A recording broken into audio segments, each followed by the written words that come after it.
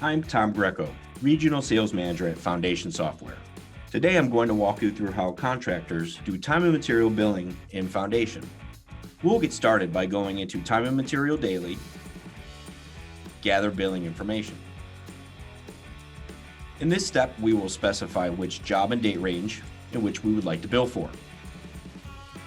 We simply click Report, and the system will begin to gather and mark up the costs that have been accrued to each project. We can now go into Print Email Billings, where we can review and submit our time and material invoice. These invoices can be customized with different detail markups and can also be emailed or printed directly out of the software.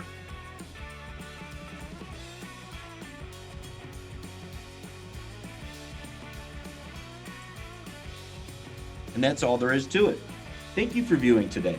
To see more of how Foundation can help your business simplify accounting tasks, schedule a live demo by clicking on the video link on the screen or in the description below, or by calling it 1-800-246-0800.